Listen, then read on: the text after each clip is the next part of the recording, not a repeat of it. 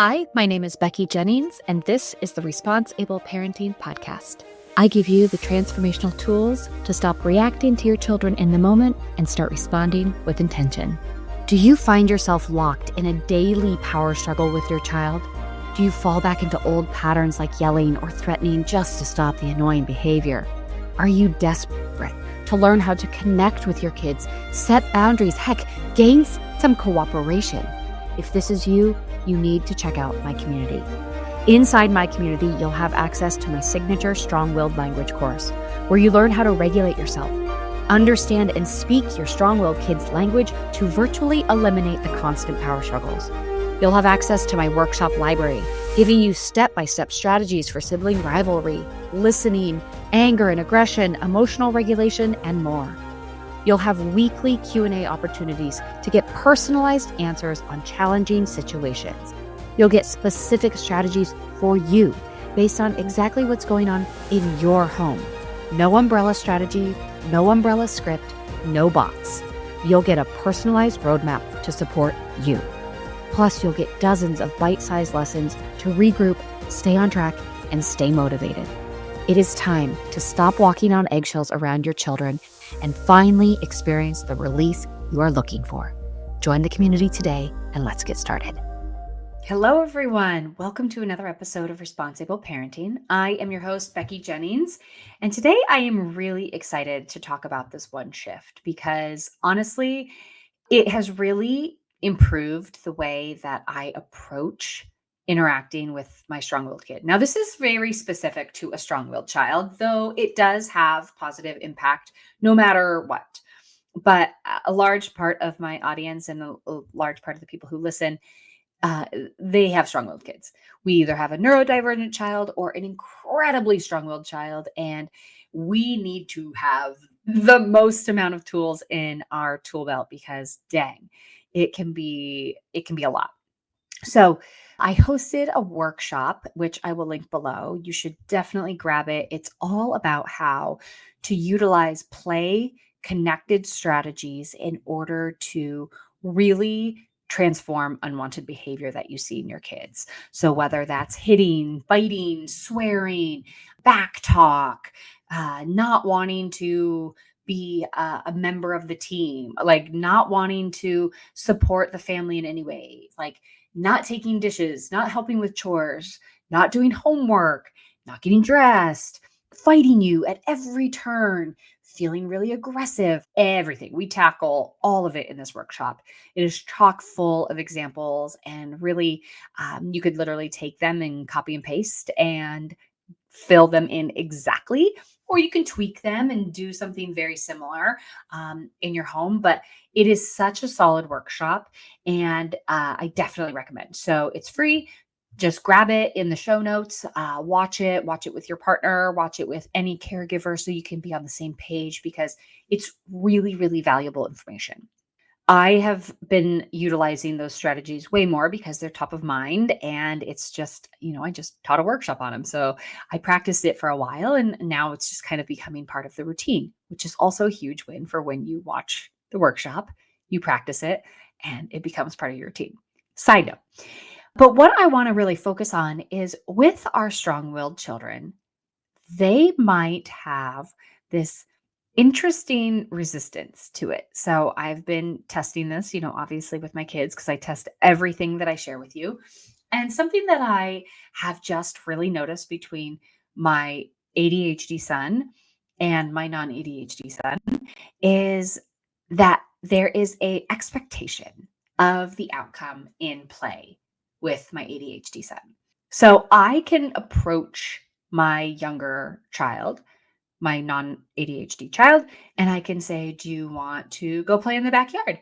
Yes, that would be great. And what game do you want to play? He'll come up with a game, we'll play, and he feels incredible. He feels so connected. He is just so happy. Do you want to go biking? Yes.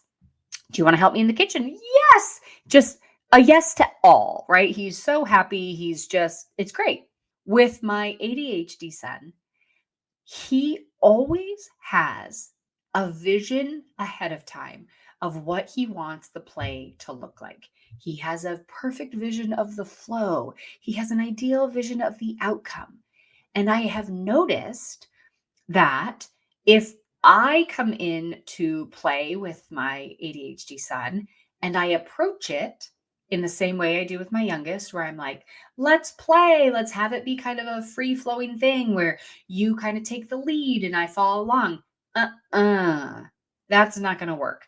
We always end in tension and in conflict. So, I've gotten this complaint a few times, like, play doesn't work with my strong-willed kid. It doesn't work. So I'm going to give you a massive hack. When dealing with frustrating behavior, yelling can quickly become our default way of handling things. But since you're listening to this podcast, I know you're looking for a better way. That's why I created my free guide to help you get out of the yelling cycle. This 6-part free guide gives you the foundational information to start breaking the toxic yelling cycle. Click the link in my show notes to get your free guide today. This might be the hardest cycle to break as parents, but I have your back, and together we can change the way we respond. I want you to start asking your strong-willed kid what their hope is, what their goal is, what their ideal outcome is of this play. Now, you can ask that in a more complex way when they are a little bit older. Like, I could ask my 8-year-old son, hey, in this type of play, and I'll give you an example.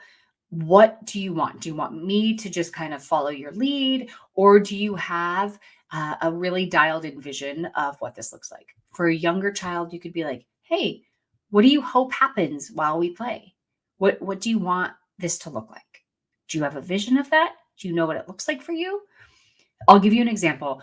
My son and I went to go play in the backyard. He asked if we could go play catch, which wholesome, amazing, connected back and forth. We can chat while we play catch. And it's just how all American and wholesome could you get by playing baseball in the backyard with your kid? So I'm like, yeah, of course. And I did not proceed the interaction with asking him what his ideal version of that catch looked like. I'm over here thinking we're going to play catch. We're going to go back and forth. It's going to be nice and calm and relaxing. And he starts whipping it at me at like warp speed. I'm like, whoa, whoa, whoa, whoa, whoa, what's happening? Right. And my nervous system is starting to get really dysregulated because I'm starting to get really angry because I'm like, buddy, first of all, we live on a cliff, right? And we're in the hills in Los Angeles and we have a very steep drop off and our backyard doesn't have a fence high enough for him to throw it and it not go over the cliff. So there's a lot of lost baseballs down the cliff. And I really don't want to have to keep buying baseballs because they're not cheap. And honestly, if we were able to get down there, we'd probably find a whole bucket of balls at this point. I was like, you can't do that. You can't throw them at me at warp speed. But as I know, an ADHD child lives completely in the moment. So I have to remember he's living pitch to pitch. He's living throw to throw. He's not thinking if I throw it really hard, it might go over and we might not be playing baseball anymore. We might not be playing catch anymore. Or if I throw it gently and my mom's able to catch it, we're going to keep playing for a long time. He's not thinking like that. So he, again, throws it as hard as he can. Again, throws it as hard as he can. And so I set the boundary. Should you choose to do that again, you're also choosing to be done. So then he's like, oh, okay. And then it's tense. And we're not really having a lot of fun. And, he whips one my way. And I'm like, okay, we're done. Great. That's done.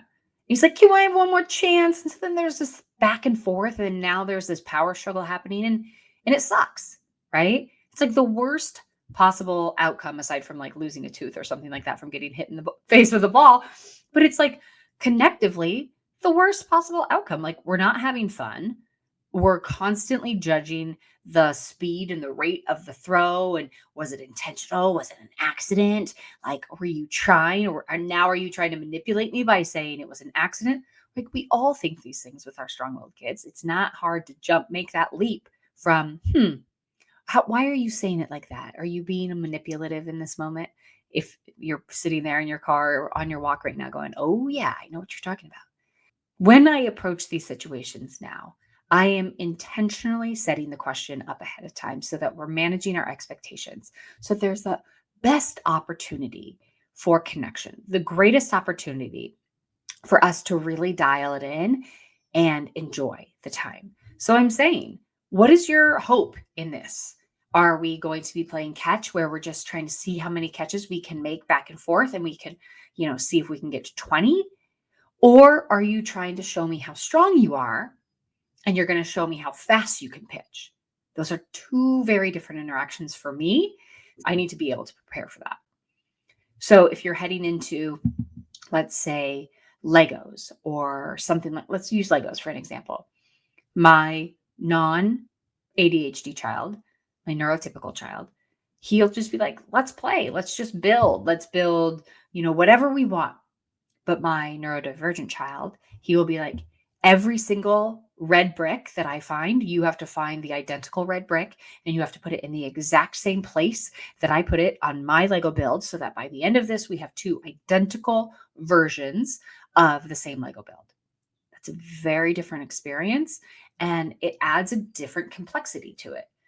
So walking into these interactions with our strong-willed kids, let us do ourselves a grand favor and ask them, what are your expectations of this interaction? Like, what would be the ideal outcome for you?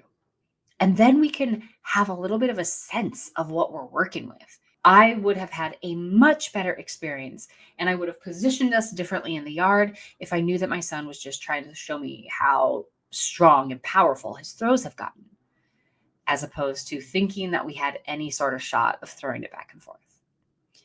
Now, I want to invite you a little bit further and deeper into working with me. If you've been listening to this podcast for a while, you know I do coaching and I have my community, but maybe those both aren't the right fit for you. Maybe there's something that you're looking for that has the connectivity of that one-on-one coaching, but it also is a little bit not so dialed in on you, not so intense and where we're literally zeroed in on all of the challenges that you're experiencing. Maybe you want a little bit more of that group feel. So I want to share an offering that I am bringing to the Responsible Parenting community, to this podcast, to my listeners, to people on Instagram who follow me. This is something where you will have the opportunity to get that one-on-one support, but in a very wholesome group dynamic. I'm calling it the Parenting Breakthrough Circle, where you have an opportunity to meet with other like-minded parents who are experiencing the same thing, who are on the same journey, who can validate your experience. And also you can learn from their experiences. That collectively we are connecting the same dots. We are collectively working together as a whole to move the needle forward in our homes. We are working together to be better apart. And I think this is going to be such an incredible opportunity for us to really grow as a community, to really thrive as parents. So inside the Parenting Breakthrough Circle, here's what you can expect. We're going to have really focused integration to rewire our patterns, rewire our dynamics with our children so that we're not just setting ourselves up for success during the time we are meeting, but years and years and years of change, because this powerful container, this powerful space is quite literally changing your habits, changing the way you view yourself, changing the way you view your child. We will meet every single week for about an hour, maybe a little bit longer, for 4 months. We will have this time together where we are really focused. We are really intentional about reaching our goals as parents so that you can actually feel relief, so that you can go to bed without future tripping about the challenges that your child faces because of the disconnection here at home, so that you have every tool in your tool belt that is specific to your challenges in your home. And you know how to approach it in a connected way. You know how to slow your body down. You know how to read the signs. You know how to read everything so that you can trust your instincts. You feel safe. You're not always on guard. And that you can actually build the relationship with your child that you have been craving to build for so long.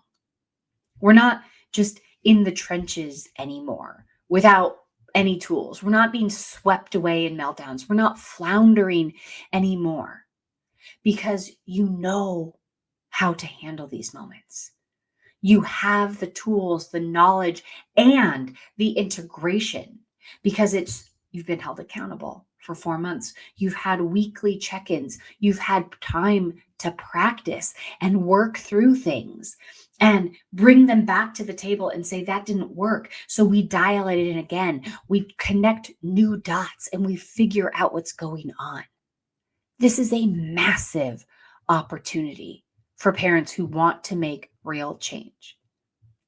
This is your time to see the change, to stop the patterns, to actually put in the effort. 4 months is not a long time. 4 months in the grand scheme of things in your child's 18 years of life is not a long time. But those 4 months of focused, intentional care and practice will transform your entire relationship for the duration of your relationship with your child. If not now, when? If you keep putting it down and kicking the can down the road, I had to come to a breaking point with my own child, and I think it had to get to the worst part, had to get to the lowest rock bottom before I knew it was time to change. I had to try every strategy. I had to try every free resource and read every book, but it wasn't working. So I needed to have a dialed in strategy. I needed someone else to assist me through. And working with a coach completely changed my relationship to myself, and it completely changed the way I show up to my child. If you have not experienced any change, if you are still in the same repetitive patterns after reading the books, after watching the strategies on Instagram and social media, after listening to the podcasts, maybe you've seen a little shift here and there, and maybe that gives you a glimmer of hope and you're like, okay, I can still do this without investing. But if in your gut you know, then now is your time. Now is your time to experience the real, long-lasting change, to invest in yourself, to invest in your relationship. Because truthfully, we have one shot at this. So let's do our best. Let's show up our best. And we do that by gaining skills. And it would be my absolute honor to be the person that facilitates that for you, to be your guide as you come to your own understanding of yourself and your relationship with your child. This is the most important job that we do. We wouldn't show up to surgery not having gone to medical school, but yet we show up to every emotional dynamic with our child, and we're just hoping we can willpower through it. But I invite you to transform that and stop relying on willpower and actually gain the skill power that you need to be able to be the parent that you want to be for your child. Especially if you have a strong-willed child, especially if you have a neurodivergent child. It's harder. It is harder. Hand to God, it is harder to parent my older son than it is harder to parent my younger. So if you are in that boat, let us work together so that we can safely navigate these waters and not get swept away. This is our biggest job. And I would love to be able to be your teammate and your support system along the way. There is an application in the show notes. If you are called to do this work with me, now is your time. Your gut is telling you that for a reason, and it's time you listen, because your life will be forever changed when you go through this program. I cannot wait to see you in that mastermind, and I look forward to talking to you guys next week. Take care. Thank you for listening to the Response Able Parenting Podcast. If you like what you heard, please take a moment to rate, review, and subscribe. If you know someone who would benefit from this podcast, I'd be honored if you'd share this episode with them. Until next time, know that you are enough, you are capable, you've made it through all of your hardest days, and we will keep growing on this parenting journey together. This podcast was produced by Kim Kelty and myself, Mackie Jennings, and edited by the Kelty Method, Branding and Podcasting.